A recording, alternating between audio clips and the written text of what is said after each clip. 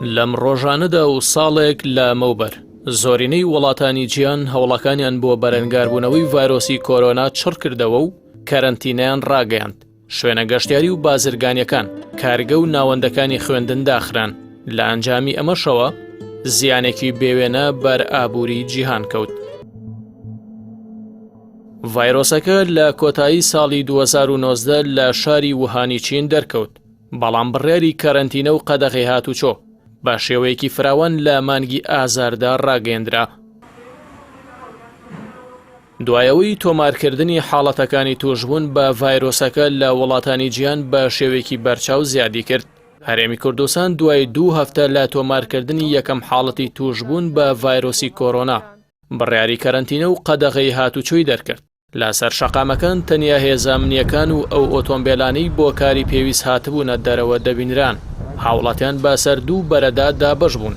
بەشێکیان ترسێکی زۆریان لە ڤایرۆسەکە هەبوو، باشێکی دیکەش پێیان وابوو ڤایرۆسەکە دروستکراوە و کۆی بابەتەکەش بە سیاسی کراوە. لە هەرێمی کوردستان چەندین جار بڕیاری قەدەغی هاتوچۆ درێژ کرایەوە. کێشە و گرفتی گەورە بەرۆکی هاوڵاتیانی گرت، بە تایبەت ئەوانەی بژێوی ژیانیان لە سەرکاری ڕۆژانە بوو.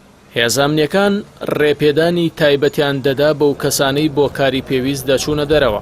ئەوەش وای کرد بەشێکی زۆری هاوڵاتیان داوای مۆڵەت بکەن. کەرەنتین ئەزمون و ستایلێکی جیاوازی بۆ ژیان لە هەرێمی کوردستان و سەرانسەری جیهان هێنایە ئارا، بە جۆرێک خەڵکی زۆرینەی کاتەکانیان بە دروستکردنی خواردن و سیرکردنی تەلەڤیزیۆن و تۆڕە کۆمەڵایەتیەکان بەسەر دەبرد. وێنەی گاڵتەئامێزی کارکردنی پیاوان و پەیوەندی نێوان ژن و مێرد ئەو تۆڕانەی تەنی بوو، بەو پێی لە مێژب و خێزانەکان بەو شێوەیە کۆنەبووبوونەوە. ئیتاڵیا وەک یەکەم وڵاتی ئەوروپی لە نۆی مانگی ئازار قەدەغی هاتوچۆی ڕاگەیاند. ژیانی 6 ملیۆن کەس و جۆڵەیان بە تەواوی وەستا. ڕێگە بە چوونە دەرەوە نەدەدرا بۆ کاری زۆر پێویست نەبێت. دوای چەند ڕۆژێک وڵاتانی دیکەی ئەوروپا چاویان لە ئیتاڵیا کرد. تا 18 مانگی مارس زۆرینەیان قەدەغی هاتوچۆیان ڕاگەیاند. جوڵە و ژیانی 250 ملیۆن ئەوروپی کە دەکاتە نیوەی دانیشتوانی کیشوەرەکە ڕاوەستا. ساڵێک بەسەر ئەو ڕۆژە سەختانەدا تێپەڕیوە، بەڵام هێشتا ڕێوشوێنەکان لە زۆرینەی وڵاتانی ئەوروپا بەردەوامن.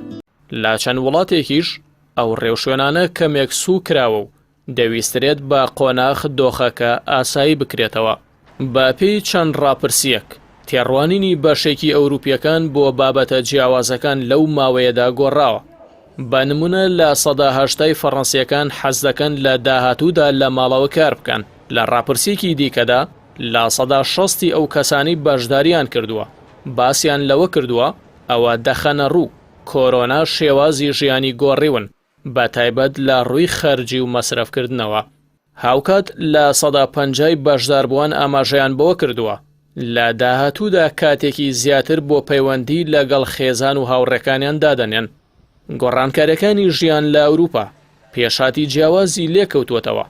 لە ئەڵمانیا زانکۆی سارلاند باسی لە کاریگەری دەرونی و زیادبوونی دڵەڕاوکێ و ترس لە ناو هاوڵاتیانی ئەوروپادا کردووە. پەسپۆڕان ئاماژەیان بەوە کردووە تێڕوانینی خەڵک بۆ کۆمەڵگە گۆڕاوە، بە تایبەت بە هۆی ئەو مانەوە زۆرە لە ماڵەوە، بۆیە قورسە دۆخی کەسەکان وەک پێشتر بمێنێت ئەگەر ئەو ڕێکارانە هەڵنەگیرێت.